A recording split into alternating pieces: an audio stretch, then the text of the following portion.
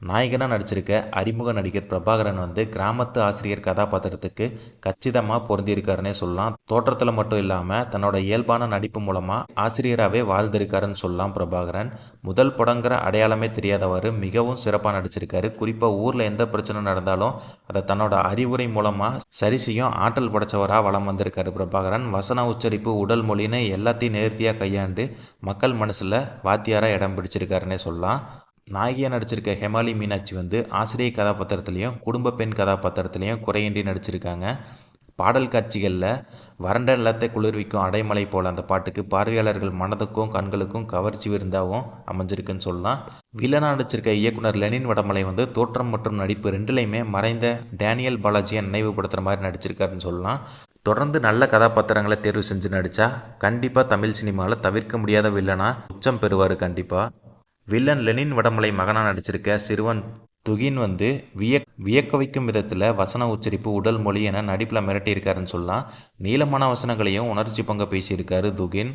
வில்லனோட மனைவியாக நடிச்சிருக்க தயாரிப்பாளர் வினிதா கோவிந்தராஜன் உட்பட எல்லாருமே தங்களுக்கு இயல்பான நடிப்பு மூலயமா கதாபாத்திரங்களை நியாயம் செய்திருக்காங்கன்னு சொல்லலாம்.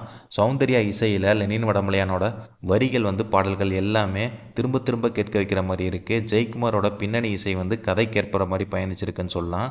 ஒளிப்பதிவாளர் ஜான்ஸோட எளிமையான லொக்கேஷன்களை கூட தன்னோட தனித்துவமான கேமரா காட்சிகள் மூலயமா பிரம்மாண்டமாகவும் அழகாகவும் காட்சிப்படுத்தியிருக்காரு. பாடல் காட்சிகளில் கலர்ஃபுல்லாக காட்சிப்படுத்தியிருக்காரு ஜான்ஸ்.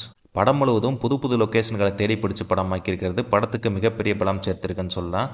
படம் முழுவதுமே அறிவுரை மற்றும் விழிப்புணர்வு ஏற்படுத்துகிற காட்சிகள் இருந்தாலும் அவற்றை சில திருப்பங்களோடு சொல்லி படத்தை சுவாரஸ்யமாக நகர்த்துகிற வகையில் காட்சிகளை தொகுத்திருக்காரு தொகுப்பாளர் ஸ்ரீராம். கதை, திரைக்கதை, வசனம், பாடல்கள் எழுதி இயக்கியிருக்க லெனின் வடமலை வந்து முதல் படத்தை வெறும் கமர்ஷியல் படமாக இல்லாமல் மக்கள் சிந்திக்க வைக்கிற படைப்பாக கொடுத்துருக்காரு. குறிப்பாக பள்ளி மாணவர்கள் மூலமாக சமூகத்துக்கு அவர் சொல்ல வர கருத்துக்கள் அனைத்தையுமே வலிமை மிக்கவும் பாராட்டுக்குரியதாகவும் இருக்குது. தற்போதைய காலகட்டத்தில் அறிவியலும் தொழில்நுட்பமும் மிகப்பெரிய வளர்ச்சி அடைஞ்சிருந்தாலும் இன்னும் சாதி பாகுபாடு மற்றும் மூட நம்பிக்கைகளில் மூழ்கி இருக்க மக்களும் இருக்க தான் செய்கிறாங்கங்கிறத அழுத்தமாக பதிவு செஞ்சுருக்காரு இயக்குனர் லெனின் வடமலை. அத்தகைய பள்ளி ஆசிரியர்கள் மூலமாக அறிவுரை சாட்டைகளை சுழற்றியிருக்காருன்னு சொல்லலாம். சமூக பிரச்சனைகளையும் அவற்றுக்கான தீர்வுகளை பற்றியும் படத்தில் பேசியிருந்தது பாராட்டுக்குரிய விஷயமா இருந்தாலும் அவை மட்டுமே படத்தில் நிரம்பி இருந்தது சற்று சலிப்பாக இருந்த மாதிரி இருந்துச்சு. இடைவேளை திருப்பம், கிளைமேக்ஸு உள்ளிட்ட சில காட்சிகள் வந்து படத்துக்கு சுவாரஸ்யமாக நகர்த்தி கொண்டு போன மாதிரி இருந்துச்சு.